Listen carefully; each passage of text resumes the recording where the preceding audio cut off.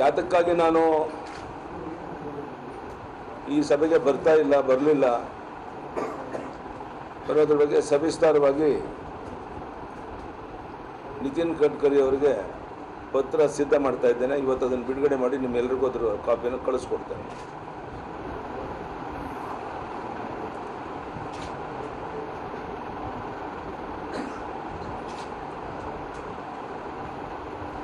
ರಾಜ್ಯದ ಬಿಜೆಪಿ ಅಧ್ಯಕ್ಷರಾಗಬೇಕು ಅನ್ನೋದ್ರ ಬಗ್ಗೆ ಸಾಕಷ್ಟು ಚರ್ಚೆಗಳಾಗ್ತಾ ಇದೆ.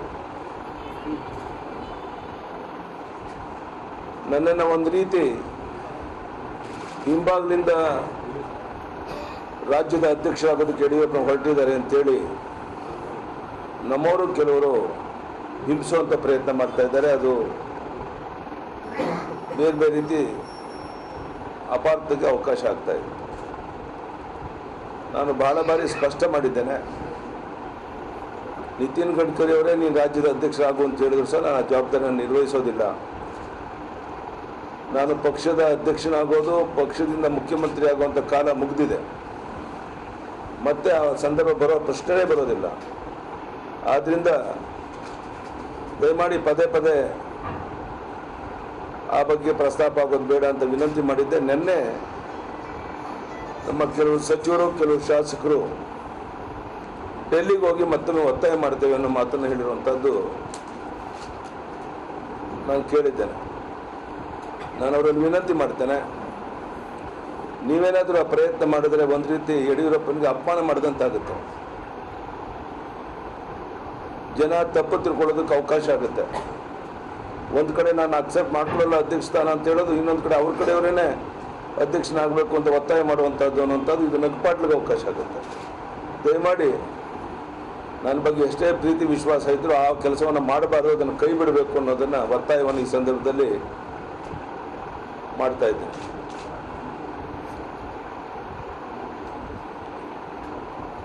ಇತ್ತೀಚಿನ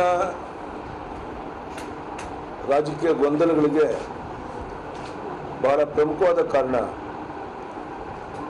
ಯಡಿಯೂರಪ್ಪನವರು ಮುಖ್ಯಮಂತ್ರಿ ಆದರೂ ಭಾಳ ಎತ್ತರಕ್ಕೆ ಬೆಳೀತಾ ಇದ್ದಾರೆ, ನಮ್ಗಳಿಗೆ ಯಾರಿಗೂ ಅವಕಾಶಗಳಿಲ್ಲ ಅಂಥೇಳಿ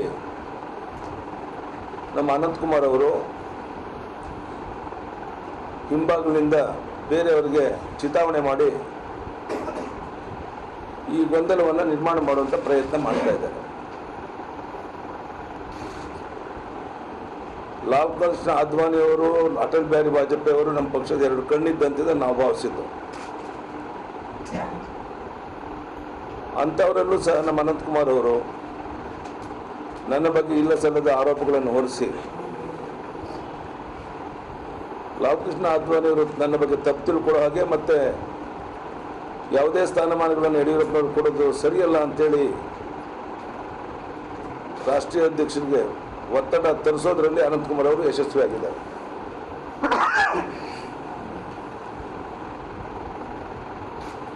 ನಿತಿನ್ ಗಡ್ಕರಿ ಅವರ ಬಗ್ಗೆ, ಅರುಣ್ ಜೇಟ್ಲಿ ಅವರ ಬಗ್ಗೆ ನನಗೆ ತುಂಬ ವಿಶ್ವಾಸ ಇದೆ, ಅಭಿಮಾನ ಇದೆ, ನಂಬಿಕೆ ಇದೆ.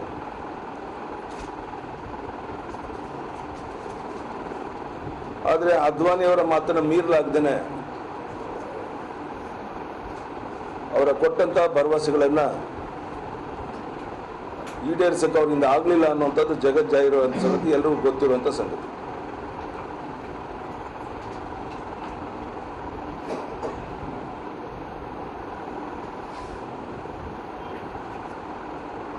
ನಮ್ಮ ರಾಷ್ಟ್ರೀಯ ನಾಯಕರಾದಂಥ ಅಧ್ಯಕ್ಷರಾದ ನಿತಿನ್ ಗಡ್ಕರಿ ಅವರಲ್ಲಿ ಒಂದೇ ಒಂದು ಪ್ರಾರ್ಥನೆ,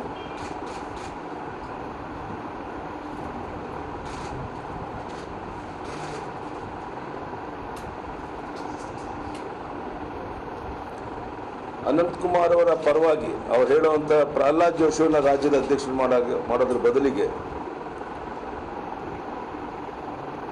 ಅನಂತಕುಮಾರ್ ಅವನ್ನೇ ಪಕ್ಷದ ರಾಜ್ಯದ ಅಧ್ಯಕ್ಷರಾಗಿ ಮಾಡಿದ್ರೆ ಎಲ್ಲ ಗೊಂದಲಗಳಿಗೆ ತೆರೆ ಬಿದ್ದಂತಾಗುತ್ತೆ. ಅವರವರಿಗೆ ಲೈನ್ ಕ್ಲಿಯರ್ ಆಗುತ್ತೆ, ಸ್ಪಷ್ಟ ಆಗುತ್ತೆ. ಆದ್ದರಿಂದ ನಾನು ನಿತಿನ್ ಗಡ್ಕರಿ ವಿನಂತಿ ಮಾಡ್ತೇನೆ, ಬಹಳ ವರ್ಷಗಳಿಂದ ರಾಜ್ಯದ ಅಧ್ಯಕ್ಷರಾಗಬೇಕು, ಮುಖ್ಯಮಂತ್ರಿ ಆಗಬೇಕು ಅಂತ ಪ್ರಯತ್ನ ಮಾಡ್ತಿರುವಂಥ ಅನಂತಕುಮಾರ್ ಅವರಿಗೆ ಈ ಸುವರ್ಣ ಅವಕಾಶವನ್ನು ಮಾಡಿಕೊಡಿ.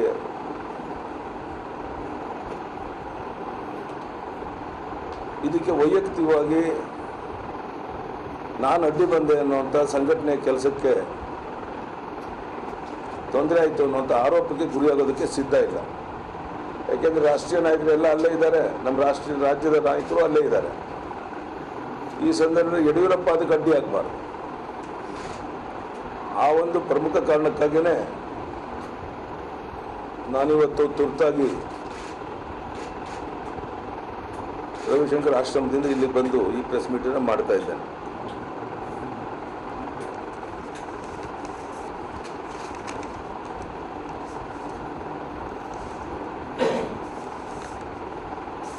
ನಮ್ಮ ರಾಷ್ಟ್ರೀಯ ಅಧ್ಯಕ್ಷ ನಿತಿನ್ ಗಡ್ಕರಿ ಅವರು ಬಹಳ ಒಳ್ಳೆಯ ಮಾತನ್ನ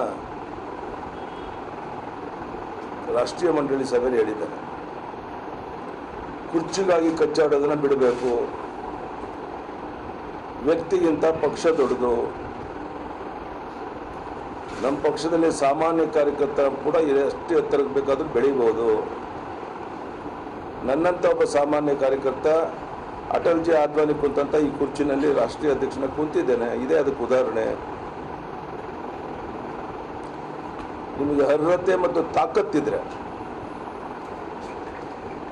ಖಂಡಿತ ಸ್ಥಾನಮಾನಗಳು ತಾನಾಗಿ ಸಿಗುತ್ತೆ. ಈ ಮಾತನ್ನು ನಿತಿನ್ ಗಡ್ಕರಿ ಹೇಳಿದ್ದಾರೆ. ಇದನ್ನು ನಾನು ಅತ್ಯಂತ ಹೃತ್ಪೂರ್ವಕವಾಗಿ ಸ್ವಾಗತ ಮಾಡ್ತೇನೆ. ಇದು ಎಲ್ಲರಿಗೂ ಅನ್ವಯ ಆಗುವಂಥ ವಿಷಯ. ನಾನೊಂದು ನಿತಿನ್ ಗಡ್ಕರಿ ಅವರಿಗೆ ಒಂದು ಕಿವಿ ಮಾತನ್ನು ಹೇಳಕ್ಕೆ ಇಚ್ಛಪಡ್ತೇನೆ. ನೀವು ಸಂಘ ಪರಿವಾರದಲ್ಲಿ ಬೆಳೆದಂಥವ್ರು, ನಾನು ಸಹ ಸಂಘ ಪರಿವಾರದಲ್ಲಿ ಬೆಳೆದಂಥವ್ರು.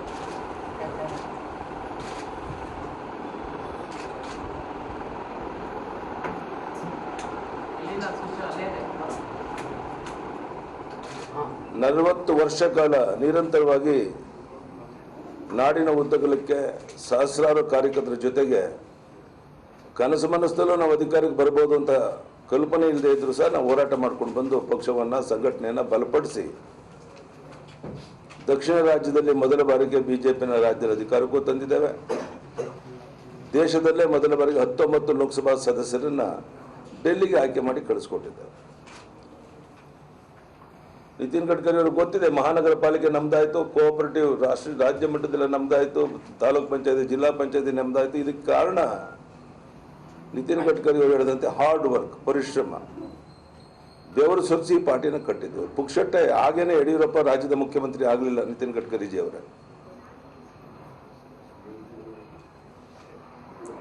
ಆದರೆ ನಾನು ನಿತಿನ್ ಗಡ್ಕರಿ ಅವರು ಹೇಳಕ್ಕೆ ಇಚ್ಛೆ ಪಡುವಂಥದ್ದು,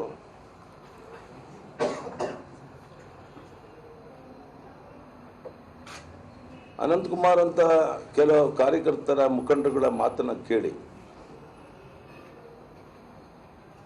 ನೀವೇ ನನಗೆ ಕೊಟ್ಟಂಥ ಭರವಸೆಯನ್ನು ಈಡೇರಿಸ್ತೇನೆ. ರಾಜ್ಯದಲ್ಲಿ ಗೊಂದಲ ವಾತಾವರಣ ಉಂಟು ಮಾಡುವಂಥ ಪ್ರಯತ್ನ ಯಾಕೆ ಮಾಡಿದ್ರಿ? ಒಂದು ಕಡೆ ಈ ಉದಾತ್ತವಾದ ವಿಚಾರ ಹೇಳ್ತೀರಾ, ಇನ್ನೊಂದು ಕಡೆ ನೀವು ಈ ರೀತಿ ನಡ್ಕೊಂತೀರಾ. ನಮ್ಮ ರಾಜ್ಯದಲ್ಲಿ ಹೊಸ ಸಂಸ್ಕೃತಿ ತಂದುಬಿಟ್ರೆ ಇಬ್ಬರು ಉಪಮುಖ್ಯಮಂತ್ರಿಗಳನ್ನು ಮಾಡುವಂಥದ್ದು. ದೇಶದಲ್ಲಿ ಎಲ್ಲೂ ಬಿಜೆಪಿ ಸರ್ಕಾರ ಇರೋ ಕಡೆ ಇಲ್ಲ. ಕಾರಣ ಏನು? ಯಡಿಯೂರಪ್ಪನ ವಿರುದ್ಧ ಒಂದು ಗುಂಪು ಕಟ್ಟಬೇಕು ಅಂತ ಕೆಲವು ಮುಖಂಡರ ಅಪೇಕ್ಷೆ ಏನಿತ್ತು, ಅದನ್ನು ತಾವು ಪೂರೈಸಿದ್ರೆ.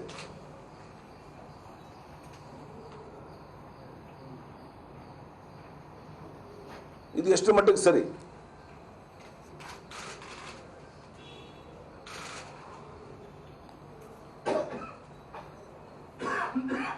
ಜವಾಹರ್ಲಾಲ್ ನೆಹರು ಅವರಿಂದ ಹಿಡಿದು ಕಾಂಗ್ರೆಸ್ ಪಕ್ಷದಲ್ಲಿ ಶ್ರೀಮತಿ ಸೋನಿಯಾ ಗಾಂಧಿವರೆಗೆ ಒಂದು ಸಾರಿ ಯಾವ್ದಾದ್ರು ಮುಖಂಡರಿಗೆ ಅವ್ರ ಪಕ್ಷದಲ್ಲಿ ಒಂದು ಭರವಸೆಯನ್ನು ಕೊಟ್ರೆ, ನಂಬುದ್ರೆ, ಅವ್ರ ವಿಶ್ವಾಸ ಬಂದ್ರೆ ಅವರ ನಿಲುವನ್ನು ಬದಲಾವಣೆ ಮಾಡಿದ ಉದಾಹರಣೆಗಳಿಲ್ಲ. ಅದು greatness of the Congress party leadership. Atalji ಅವರು ಇದ್ದವರೆಗೂ ಇದೇ ಇತ್ತು, ನಮ್ಮಲ್ಲೂ ಸಹ ಇದೇ ಪದ್ಧತಿ ಇತ್ತು.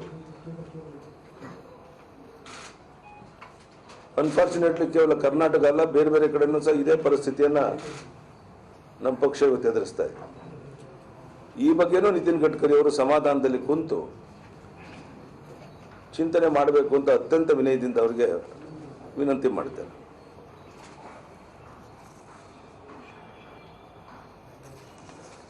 ನಮ್ಮ ರಾಜ್ಯದ ಅಧ್ಯಕ್ಷರಾಗಿರುವಂಥ ಈಶ್ವರಪ್ಪನವರು ಒಂದು ಇಂಟರ್ವ್ಯೂನಲ್ಲಿ ಯಾರಿಗೆ ಬಿಜೆಪಿಗೆ ಇಂದ ಬಿ ಫಾರ್ಮ್ ಕೊಡಬೇಕು ಕೊಡಬಾರ್ದು ಅನ್ನೋದು ನನಗೆ ಗೊತ್ತಿದೆ ಅಂತೇಳಿ ಒಂದು ಧಮಕಿ ಹಾಕುವಂತ ಮಾತನಾಡಿದ್ದಾರೆ. ಅತ್ಯಂತ ವಿನಯದಿಂದ ಈಶ್ವರಪ್ಪನವ್ರಿಗೆ ಹೇಳ್ತೇನೆ, ನನ್ನನ್ನು ಸೇರಿ ನನ್ನ ಫಾಲೋವರ್ಸ್ ಯಾರು ಕ್ಯೂನಲ್ಲಿ ನಿಂತ್ಕೊಂಡು ಬಂದು ನಿಮ್ಮ ಹತ್ರ ಬಿ ಫಾರ್ಮ್ ಕೇಳೋದಿಲ್ಲ. ನೀವು ಅದ್ರ ಬಗ್ಗೆ ಚಿಂತೆ ಮಾಡಬೇಡಿ, you are free.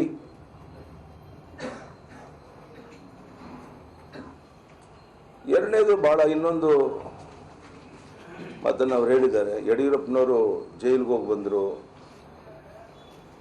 Janardhan Reddy ಜೈಲಿನಲ್ಲಿದ್ದಾರೆ, ನಮ್ಮಿಬ್ಬರನ್ನು ಹೋಲಿಕೆ ಮಾಡಿ ಅನುಕಂಪದ ಮಾತಾಡಿ ಪಾಪ ಅವ್ರು ನೊಂದಿದ್ದಾರೆ, ಬೇಸತ್ತಿದ್ದಾರೆ, ಅದಕ್ಕಾಗದೆಲ್ಲ ಮಾತಾಡ್ತಾರೆ. ಅದಕ್ಕೆ ನಾವ್ಯಾರು ಸೀರಿಯಸ್ ಆಗಿ ತಗೊಳ್ಳಲ್ಲ ಅನ್ನೋಂಥ ಹಗುರವಾದಂಥ ಬೇಜವಾಬ್ದಾರಿತನದ ಮಾತನ್ನು ಈಶ್ವರಪ್ಪನವರು ಆಡಿದ್ದಾರೆ. ನಾನು ಈಶ್ವರಪ್ಪನವ್ರಿಗೆ ಇಷ್ಟೇ ಹೇಳಕ್ಕೆ ಇಚ್ಛೆಪಡ್ತೇನೆ, ಕಾಲವೇ ಅದಕ್ಕೆ ನಿಮ್ಗೆ ಉತ್ತರ ಕೊಡುತ್ತೆ. ಆ ಸಂದರ್ಭದಲ್ಲಿ ನಿಮ್ಮ ಮಾತಿಗೆ ಉತ್ತರ ಸಿಗುತ್ತೆ ಅಂತ ನಾನು ಭಾವಿಸಿದ್ದೇನೆ. ಈಗ ನಾನು ಇನ್ನೂ ಉತ್ತರ ಕೊಡೋಕ್ಕೆ ಇಷ್ಟಪಡೋದಿಲ್ಲ.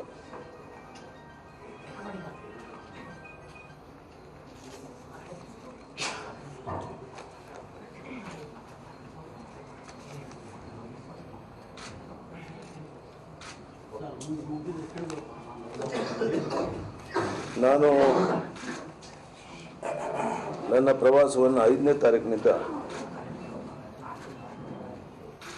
ಪ್ರಾರಂಭ ಮಾಡ್ತಾ ಇದ್ದೇನೆ. ಬೀದರ್, ಗುಲ್ಬರ್ಗ, ರಾಯಚೂರು, ದಾವಣಗೆರೆ, ಉತ್ತರ ಕನ್ನಡ ಈ ಭಾಗದಲ್ಲಿ ಪ್ರವಾಸ ಮಾಡ್ತಾ ಇದ್ದೇನೆ.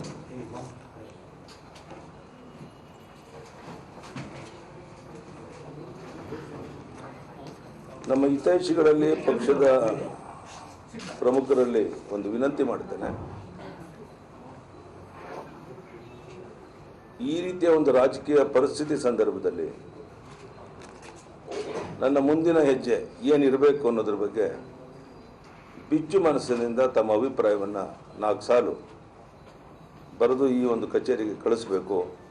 ಯಾವುದಾದ್ರೂ ರೀತಿಯಲ್ಲಿ ನಿಮ್ಮ ಮನದಾಳದ ಭಾವನೆಗಳನ್ನು ವ್ಯಕ್ತಪಡಿಸಬೇಕು. ಇದರಿಂದ ನನ್ನ ಪ್ರವಾಸ ಸಂದರ್ಭದಲ್ಲಿ ನಾನು ಹೇಳಬೇಕು, ಮುಂದೆ ನಾನೇನು ಹೆಜ್ಜೆ ಇಡಬೇಕು, ಮಾತನಾಡಬೇಕು ಅನ್ನೋದ್ರ ಬಗ್ಗೆ ಅನುಕೂಲ ಆಗುತ್ತೆ. ಸೊ ನನ್ನನ್ನು ಬೆಳೆಸಿದಂಥ ನನ್ನ ಹಿತೈಷಿಗಳು, ಕಾರ್ಯಕರ್ತರು, ಮುಖಂಡರುಗಳು ನನ್ನ ಮುಂದಿನ ಹೆಜ್ಜೆ ಏನಿರಬೇಕು ಅನ್ನೋದ್ರ ಬಗ್ಗೆ ನಿಮ್ಮ ಅಭಿಪ್ರಾಯಗಳನ್ನು ತಿಳಿಸಬೇಕು. ನಾನು ರಾಜಕೀಯದಲ್ಲಿ ಮುಂದುವರಿಬೇಕು ಅಂದರೆ ಮುಂದುವರಿತೇನೆ. ಇಲ್ಲ ಯಡಿಯೂರಪ್ಪನವರೇ ಮುಖ್ಯಮಂತ್ರಿ ಆಗಿದ್ರಿ, ಎಲ್ಲವೂ ಸ್ಥಾನಮಾನ ನೋಡಿದ್ರಿ, ರಿಟೈರ್ಡ್ ಆಗಿ ಅಂದರೆ ಅದಕ್ಕೂ ನಾನು ಸಿದ್ಧ ಇದ್ದೇನೆ. ಸೊ ಅದಕ್ಕೋಸ್ಕರ ನಮ್ಮ ಅಭಿಮಾನಿಗಳು ಈ ಬಗ್ಗೆ ತಮ್ಮ ಅಭಿಪ್ರಾಯಗಳನ್ನು ತಿಳಿಸಬೇಕು ಅಂತೇಳಿ ವಿನಂತಿ ಮಾಡ್ತೇನೆ. 1 ಮಿನಿಟ್. ನಾನು ಜಗದೀಶ್ ಶೆಟ್ಟರ್ಗೆ ಒತ್ತಾಯ ಮಾಡ್ತೇನೆ, ರಾಜ್ಯದಲ್ಲಿ ಭೀಕರ ಬರಗಾಲ ಜನರನ್ನು ಸಂಕಷ್ಟಕ್ಕೀಡು ಮಾಡಿದೆ. ಬರಗಾಲದ ಬಗ್ಗೆ ಇತ್ತೀಚೆಗೆ ಯಾರೂ ಮಾತನಾಡ್ತಿಲ್ಲ.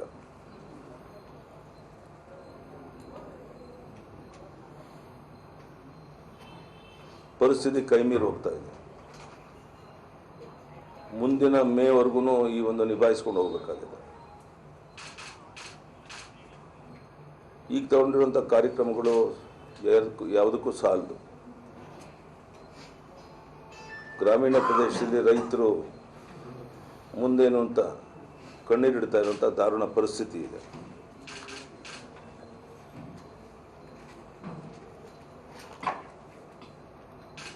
ನಿಮ್ಮ ಅಧಿಕಾರಿಗಳಿಗೆ ಕಿವಿ ಹಿಂಡಿ ಒಬ್ಬೊಬ್ಬ ಜಿಲ್ಲಾ ಮಟ್ಟದ, ರಾಜ್ಯ ಮಟ್ಟದ ಅಧಿಕಾರಿ ಜಿಲ್ಲೆನಲ್ಲಿ ಕುಂತು ಪ್ರತಿನಿತ್ಯ ಅಲ್ಲಿ ಆಗಬೇಕಾದಂಥ ಬರಗಾಲ ಕಾಮಗಾರಿ ಬಗ್ಗೆ, ರೈತರ ರಕ್ಷಣೆ ಮಾಡೋದ್ರ ಬಗ್ಗೆ, ಕುಡಿಯೋ ನೀರಿನ ಬಗ್ಗೆ, ಜಾನುವಾರು ಮೇವಿನ ಬಗ್ಗೆ ಚಿಂತನೆಯನ್ನು ಮಾಡಬೇಕು. ಎರಡನೇದು ಕಾವೇರಿ ಇಶ್ಯೂ ಬಗ್ಗೆ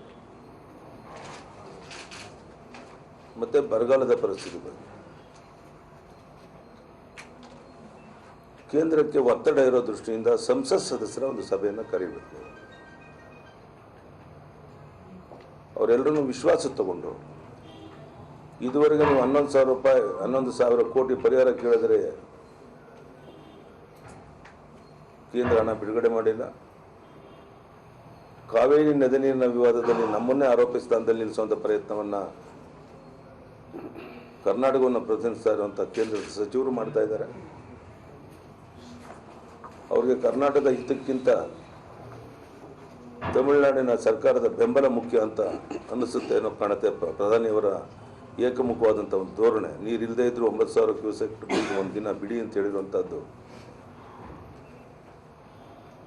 ಭಾಳ ಗಂಭೀರವಾಗಿ ತಗೊಳ್ಬೇಕಾದಂಥ ವಿಷಯ. ಅನಗತ್ಯವಾಗಿ ತಮಿಳರು ಕನ್ನಡಿಗರು ಅಂತ ಒಳ್ಳೆಯ ಸಂಬಂಧವನ್ನು ಹಾಳು ಮಾಡುವಂಥ ಪ್ರಯತ್ನ ನಡೀತಾ ಇದೆ. ಇದನ್ನು ಗಂಭೀರವಾಗಿ ತಗೊಳ್ಬೇಕು ಅಂತೇಳಿ ಮುಖ್ಯಮಂತ್ರಿಗಳಿಗೆ ಈ ಸಂದರ್ಭದಲ್ಲಿ ಒತ್ತಾಯ ಮಾಡ್ತಾ ಇದ್ದಾರೆ. For the first time in 40 years of my political career, I have not participated in yesterday's BJP's National Executive Council meeting.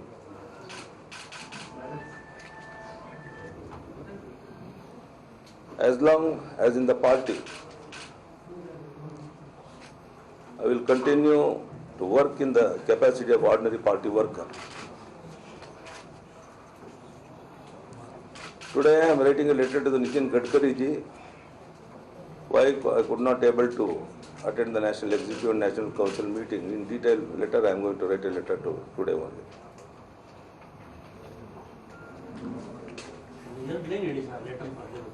I will release the letter. I have been projected as an aspirant for the party president post, and I am trying for the same through back door, even though I have expressed openly that I am not. I request the central leaders